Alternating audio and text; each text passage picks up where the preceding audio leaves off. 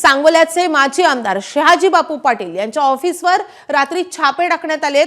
भरारी पथकाने छापे टाकून झाडाझडती घेतल्याने शिवसेनेचे कार्यकर्ते चांगले संतप्त झालेत। शहाजी बापूंची कालची विराट सभा संपल्यावर लगेच भरारी पथकाने ही छापे टाकलेत। बापूंच्या निकटवर्तीयांच्या ठिकाणांवरही छापे टाकल्याचे उघड झाले। तर सांगोल्यामध्ये मोठा राजकीय संघर्ष पाहायला मिळतोय। मुख्यमंत्री देवेंद्र फडणवीस यांची देखील सभा झालेली आहे।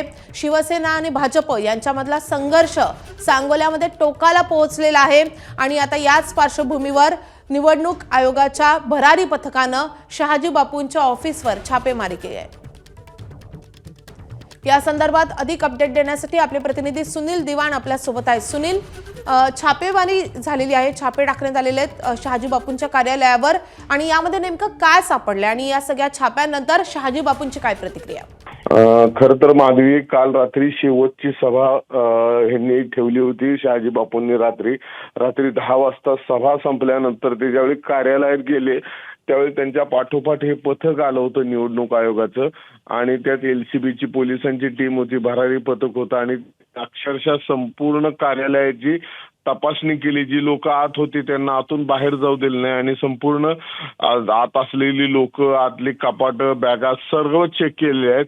काल आपल्याला मिळते त्या माहितीनुसार अजून बापूंच्या जवळच्या 2-3 लोकांच्या घरी सुद्धा कार्यालयात सुद्धा अशाच पद्धतीचे छापे केल्याचे समजतंय।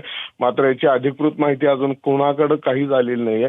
फक्त या छाप्यातून काही मिळालेलं नसल्याची माहिती सध्या कळते। हे सगळं होत असताना बापूंची सभा संपली होती आणि कालच नेमकं मुख्यमंत्र्यांची सभा तिथं झाली होती। मुख्यमंत्र्यांच्या सभेपूर्वी सुद्धा काही शिवसेनेच्या उमेदवारांना थांबवण्यात आलं होतं पोलीस ठाण्यात, असा बापूंचा आरोप आहे। आणि या सर्व प्रकारानंतर आता शिवसेना म्हणजे शिंदे सेना आणि भाजपचा संघर्ष खरंच टोकाला पोहोचणार का अशी परिस्थिती निर्माण झालेली आहे। बापूंना एकटं टाकण्यात आलं, एकटं त्यांना निवडणुकीत बाजूला काढण्यात आलं, अशा रीतीची भूमिका बापूंनी मांडल्यानंतर भाजपकडून हे सर्व घडवण्यात येत होतं असा बापूंचा आरोप होता। आणि त्यानंतर एकनाथ शिंदे स्वतः येऊन सांगोल्यात सभा घेऊन गेले होते आणि बापूंना कोणी काय केलं तर मी बापूंच्या मागे खंबीर उभा आहे असं सांगितलं होतं। त्यानंतरच मुख्यमंत्र्यांची सभा झाली होती। मुख्यमंत्री काय बोलतायत याकडे लक्ष होतं। मात्र मुख्यमंत्र्यांनी काल बापूंवर एक शब्दाचीही टीका केली नव्हती। आणि त्यानंतर मात्र जी उत्तर सभा रात्री झाली, या सभेच्या वेळेला सभा संपल्यानंतर ही कारवाई झालेली आहे। बापूंची तब्येतही सध्या बरी नाही, पण अशा परिस्थितीत सुद्धा त्यांच्या तिथं झालेली कारवाई ही खरंच सांगोलकरांना संतप्त करणारी आहे। या सगळ्या प्रकारामध्ये बापूंच्या या कारवाईचा परिणाम भाजपला किंवा यांना या निवडणुकीत काहीतरी दिसणार याची प्रतिक्रिया हेही असं आता बोललं जाऊ लागलेलं आहे।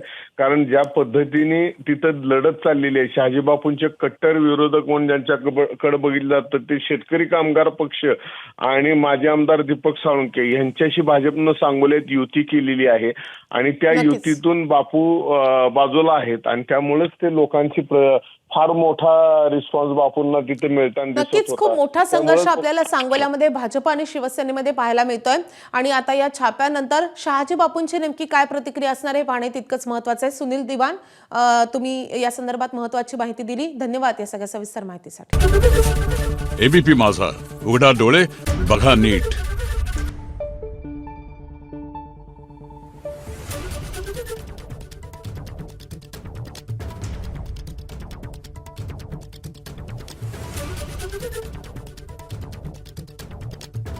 Thank you.